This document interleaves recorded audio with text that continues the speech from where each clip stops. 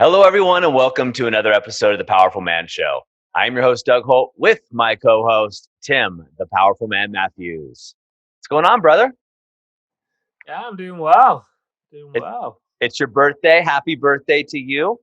You're here Thank on you. your birthday doing a podcast, trying to give back to the men. I Yeah, love that about you, man.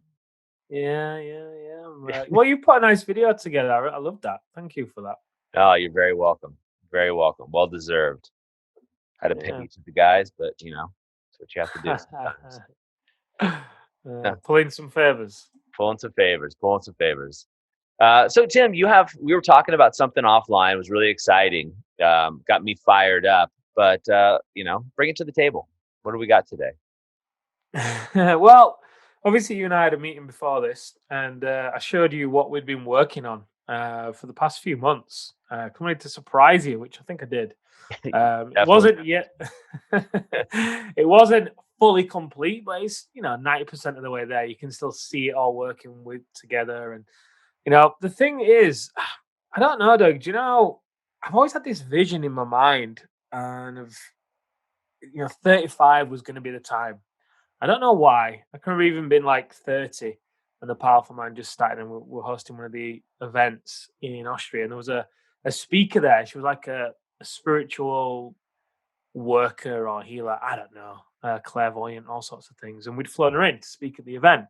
It was in Austria, in the Alps, and she was saying by the age of what age did she might have said 35 as well. You're going to be this in this position, and just she said all sorts of things, and it fell right in line with just what I had in my mind for some. I don't know why I had it. I just did. That number kept coming out. And I always had this vision of being a father as well, being able to be there with my kids. I think that's what really attracted me to you and how you live and we're living, right? Obviously, you were just having Bodhi when we met, and prior to that, you'd been living a lifestyle where you would, your business ran without you for the most part. Although you're a control freak, so you know you didn't let it, but on all seriousness, you took off for a month to go and be in your um, what would you call it? 'Cause it wasn't a camper van, it was a big sprinter van, wasn't it? With a Custom top sprinter end, van. Oh, yeah, nice. wood and all the rest of it. So to call it a camper van is definitely not doing it justice. But it was kind of like a mobile home, if you will, without it sounding like one of those boring mobile homes either. So anyway, you were able to do that with Erin, and take off for a month, and the business grew without you. I really loved that, and I think what really resonated with me is it was how I saw myself as well. I had this vision, like I was saying a moment ago, where I've got kids and I'm just there. Obviously I've got businesses, and I'm there. I'm able to be there when they wake up. I'm able to run the businesses and really focus on what I love and what I feel passionate about, which, the Powerful Man is that anyway. But there's always projects, right? And avenues within a business that just more natural than others in some respects. And I really saw myself and my time just been invested on those things, right? So I've just been working on that, for the past few years, for the most part. And anyway, it's kind of coming to a culmination, if you will, with what we've got going on and what we've built and what we're building. And that's kind of what I presented to you today. Would you call it a system, let's say, of a way that we're able to run the Powerful Man, the core business of the Powerful Man, if we so choose, in about 10 hours a week. And that includes recording this podcast, which is an hour and a half. And what is taken up by those 10 hours are meetings, strategic planning, really, with key members of the team. And that's it. That's it. Now, you might be listening to this thinking, well, that just, I'll be bored, right? What would I do with all that time? And I'd have to start something else. Well, yeah, I get it. Me too. Not that I'd be bored because, you know, um, there's just so many great things to do. But anyway, point being is we won't work 10 hours a week because, I'll get the book launched and we'll other ventures. There's all sorts of other things that we'll do. But the great thing about what I've just presented to you today is the fact that we could, if we wanted to, run the core business of the, not just run it, but grow the core business of the powerful man in this way because of not just the system that we've built that just starts with a dashboard that gives visuals and optics of exactly how everything's performing, then goes right down to the granular level of even being able to listen to sales recordings and look at the temperature of individual people on the sales team so you can identify exactly what's going on. And that goes across the board. And I think a big part of that as well goes to the culture that we've built too. Our communication style as leaders and with the team, and how we have empowered the team to be able to be leaders in their own right, and how the team communicate and the philosophies that we live by, and everything. So there's an intermix of a few things, but it really gets me thinking, why do business owners make it so hard? And, I don't mean to blanket business owners because I'm not attacking them here. But certainly the ones that I speak with, the ones that we speak with, they have been making it hard. They have been almost wearing it like a badge of pride that, being hard is a good thing, and that's just the way it's meant to be. And I've got to go out there, I've got to, you know, kill myself almost in order to provide for my family. That's just the way it is, right? But it isn't.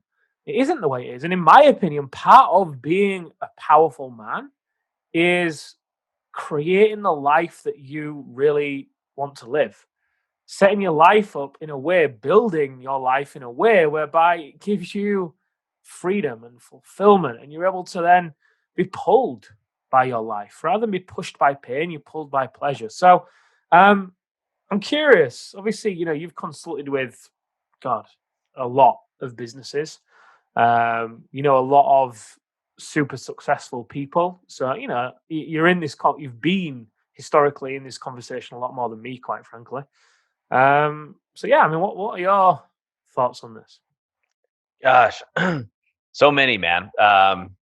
So first and foremost, I didn't know today going into this meeting what I was about to see that you've been working on. So to give the listeners a background, Tim and I talk every day as partners, as business partners, and you've been talking about what you're building, and I kind of got an idea of a few things here and there based on what I've seen and what have you.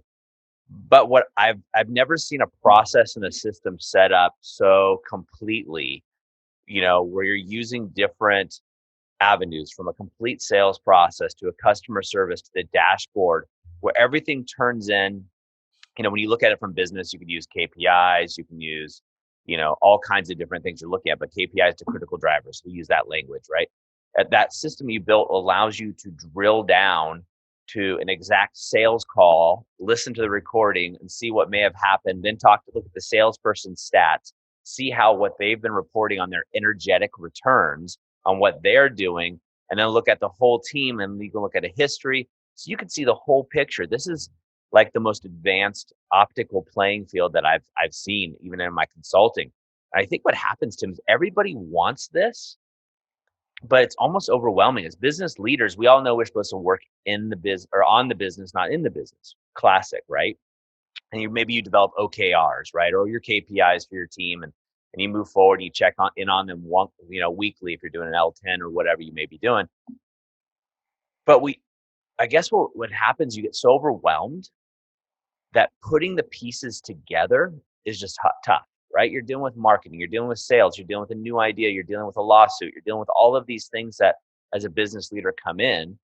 And then maybe there's a software solution that handles part of that, right? But it doesn't handle all of it. And I think, when you look at this in the state of overwhelm that business leaders are in today, especially with COVID going on, and if you're a businessman and you have a family and you have COVID, these things start to stack on you so quickly that connecting those dots, which is your strength, by the way, as you resist it, but connecting those dots is something you do better than almost anybody I know. And putting that with technology it's overwhelming.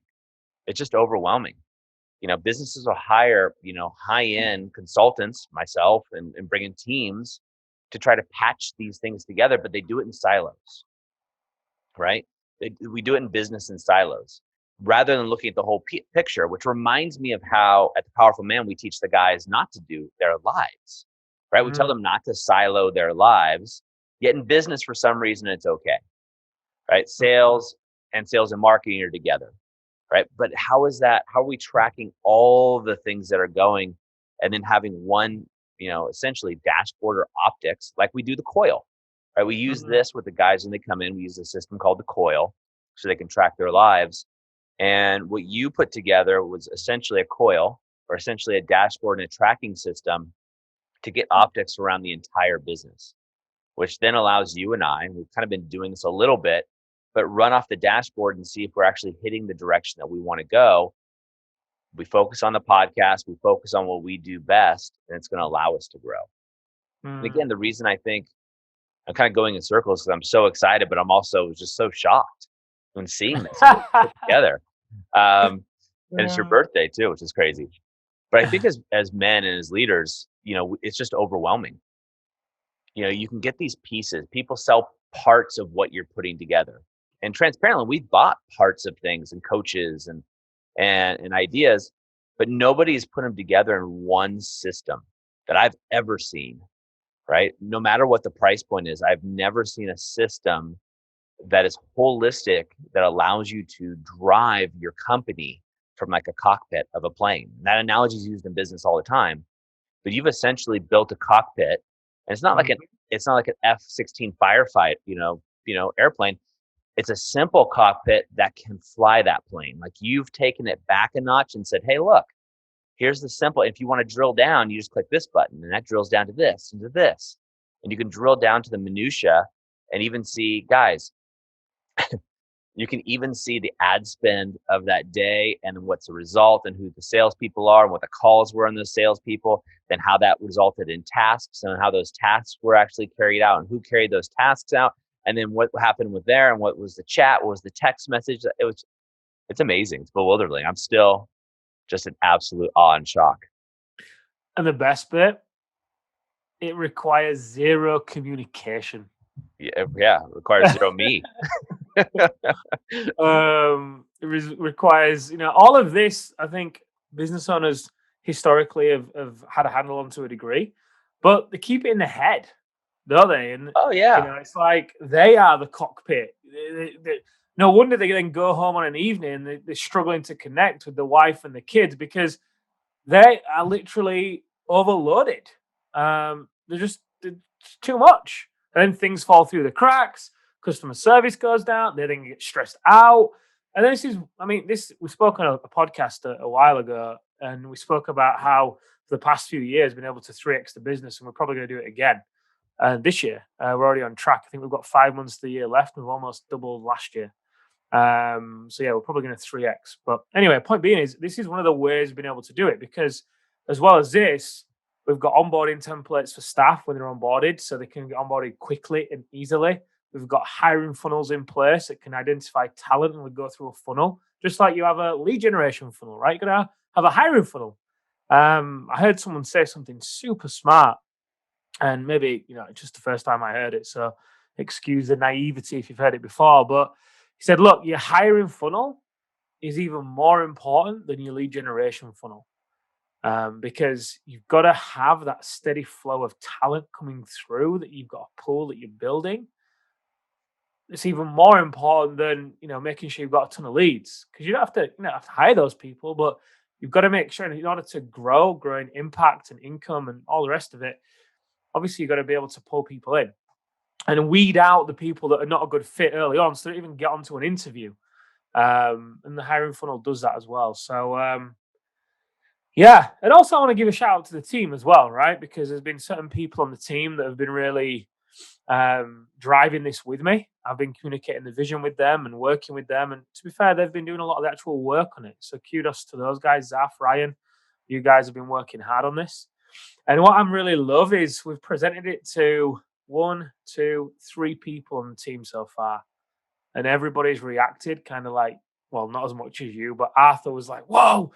If I would have had this when I came on board as a cut, this would, oh my god, this would have just been incredible. It's going to enable us to onboard more coaches even quicker."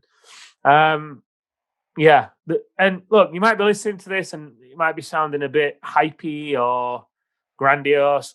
I don't know. This isn't a product that we're selling. It's got nothing to do. We don't have anything to sell. This isn't a pitch. But we said, what should we talk about? And I said, well, why don't we talk about why owners make it hard? And you said, well, I don't think they do, or I don't think they realize that they do. And I'm like, yeah, but the ones I speak to do. Yeah, I don't think the business owners are making it hard here. So I want to make a point of clarification in my opinion.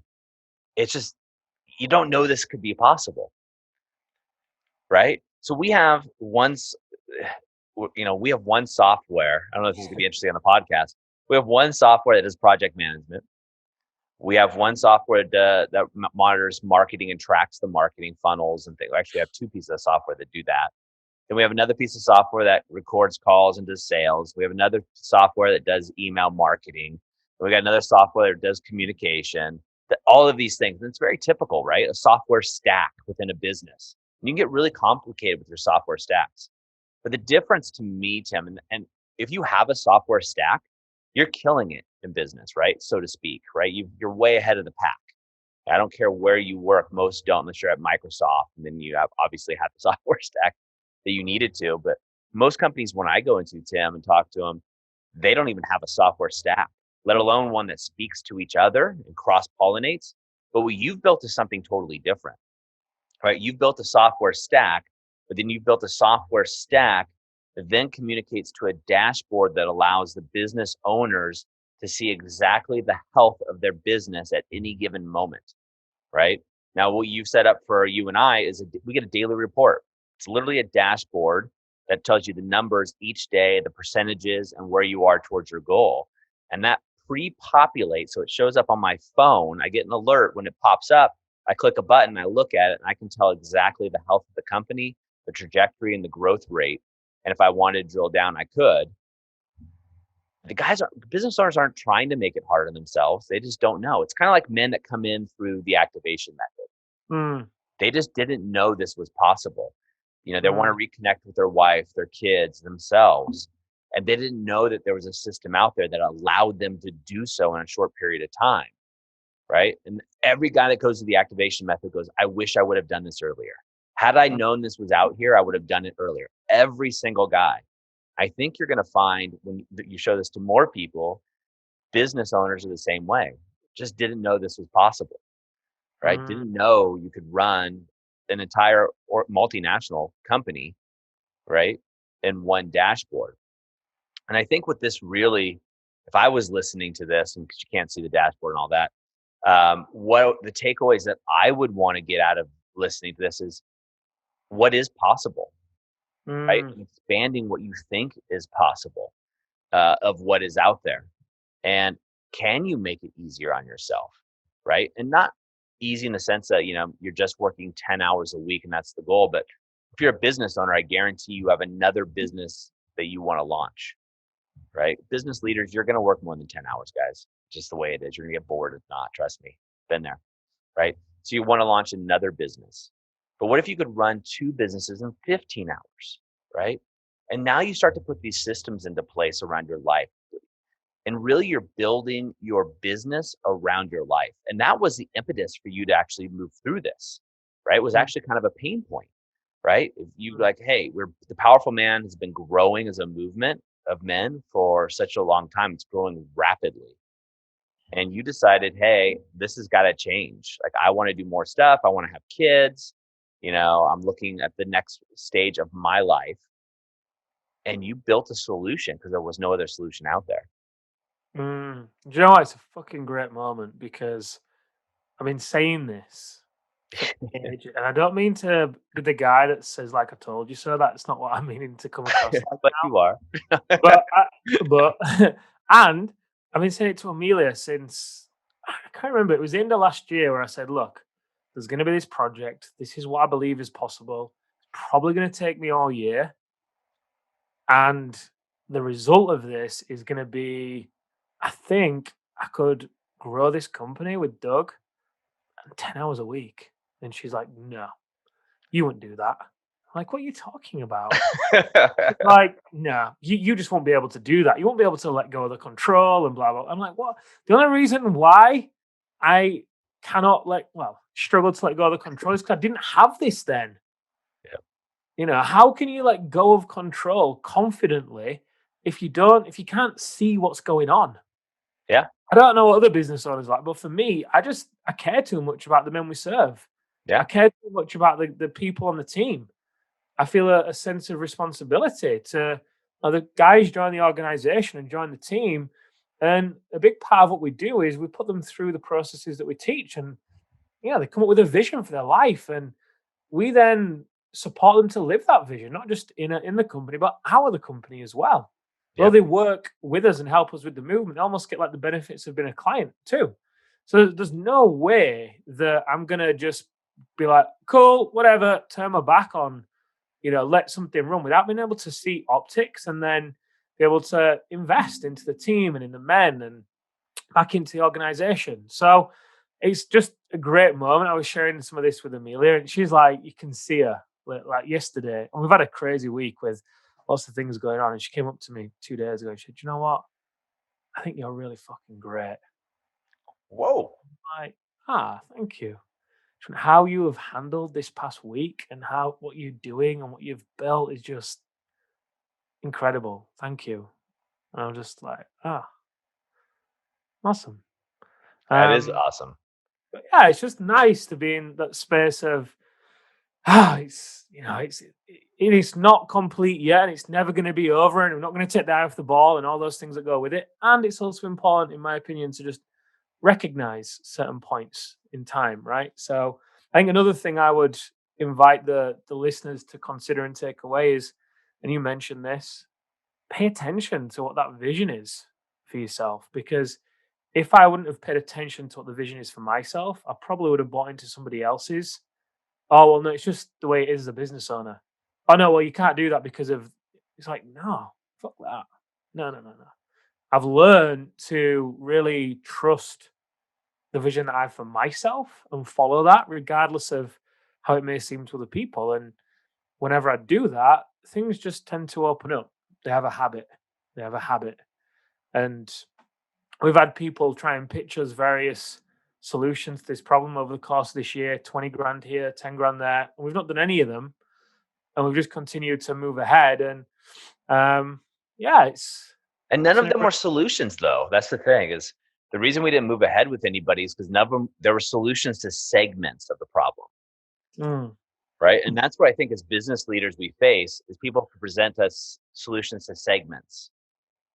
I'll help you set up this software. I'll help you with this part. I'll help you with that part of your business. And I don't want to belabor, certainly don't want to give you too many compliments, but like this is much more encompassing, right? mm, And again, it's you had a vision, you followed it out. In my opinion, you couldn't communicate in a way that at least I could understand it completely. In a way, maybe the other guys on the team, everybody kind of got parts of your vision, but you were confident enough to go with it anyway, despite that, right? And you pushed forward. And I think that's a definition of a leader, especially within a company. And guys, we get to do this in our lives too, right? Not just our business, but also in our lives. And you trusted yourself, Tim. You trusted yourself. You trusted the vision. You kind of really went for it. You would call me up and say, "Hey, look, there's something I want to put together. Make this investment. What do you think?" And I was like, "If I trust you," my response was exactly, "I trust you. So if it's something that you think is necessary, just go for it." I had no idea what you're putting together. As far as I knew, it was going to be like an airplane with duct tape, spit, and a rubber band around it, right? For a propeller. Uh, but I know you well enough, and I trust you even well enough to see it. And you saw the vision, you saw the plane. And guys, you want to do this for your lives, not just in again. I don't want this just to be about business, although the topic is, because I see this as carrying over into the vision for your family, oh, right? for The vision sure. for your life. And you took a big risk, Tim. This was a huge risk, right? Because you risked, I mean, if you would have shown up with a rubber band airplane, I mean, you could imagine the crap I would have given you, right? Or the rest of the guys on the team and all of that. right? So that's a huge risk. There's a huge risk of failure there, but you had a vision, you took care of it. And there's a lot of guys that come to the program have a vision for their marriage, a vision for their family, right? But they're just not ready to take that first step for some reason. And those guys out, in business or in your relationship, do it. Trust your vision and move forward with that vision, whatever you have to do, right? And make it happen. And again, for the 100th time in the last hour and a half since you and I've been talking, kudos to you, right? Mm. You drove it to completion. I mean, I know it's 90% there, but I also know you well enough that you're not the guy that stops at 90%, right? You're the guy that takes it to the finish line. So I have zero worries on that. But I'm glad it Yeah. wasn't an airplane with spit and duct tape. One day, one day. I'm excited to share this with the guys in the brotherhood because what really excites me as well, Doug, is what we're putting together for those guys. By the end of the year, the tools that those guys are going to have access to is just, in my opinion, it's not going to be like any other mastermind on the planet. Oh, It just isn't. It just isn't. I showed a version of this to one of the guys in the brotherhood when it was 10% of this, and I think he was running a £2 million company or something. Um, he wanted it. He said, "Right, I need that right now. That would free up this. It would help us grow in that way. It would do that." And dude. it was, like I said, it was probably 10% of this. I was thinking, and I knew this could be something that could be super beneficial for those guys. The things that they're learning in their relationship and inside out living and the stuff in the area of self, and then to be able to add this on as well. It's like the icing on the cake. Everything else that we can share with them with the communication channels, and even there's just tons that go with this as well. So Okay. yeah, if you're in the brotherhood and you're listening to this, just you might have a Christmas present, and if you don't celebrate Christmas, a holiday gift. Um, and if you don't celebrate that, a year-end gift, whatever. Um, at the end of the year coming from us. So just keep your eyes peeled for what gets released in that membership portal. Yeah. Well, let's wrap this up. I mean, it's been a different podcast than you and I have ever done, but I think it's an important one because it really emphasizes and covers the desire. So from a business owner, you get into business, oftentimes the joke is you get it for more freedom, right? Which it doesn't happen. You're always working, you're always on as an entrepreneur. But when you look at this, you got into it for freedom. But freedom for what? Freedom to create space to do what you want to do the way you want to do it, right? And how many of us have drifted from that, right? How many of us have drifted from the reason that we got involved in our business, right? What we were trying to build and got into the minutia and probably got overwhelmed, maybe a bit down about it. Yeah, we can go in there and crank a couple levers and make some money. We can grind it out. And then also in your relationship or your health, where have you lost the vision, guys? Where have you lost the vision and not taken it through? Either because somebody else doesn't see it. You said, your partner Amelia was kind of knocking you about it, which is a shit test, right? She was testing you to see if you resolve. Your Hmm. business partner me just didn't understand what you were trying to really do, yet you pushed through. So, guys, where is it for you that you've been knocked off course? Right? Write that down. Where have you been knocked off course in business? So let's go through what we use in the coil: self, health, wealth, relationships, business, right? Those 5 territories. Where have you been knocked off track and missed your vision? Or do you have a vision for each of those?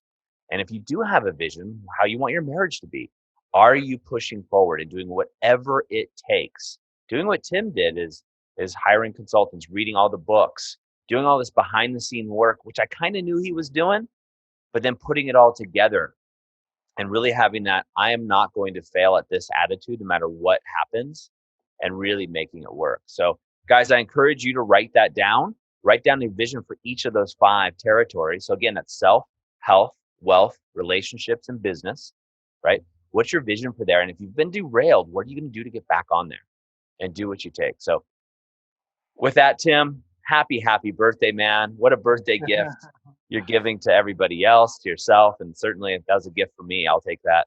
Yeah, Uh, but yeah, should give me birthday gifts every time on your birthday. We do it.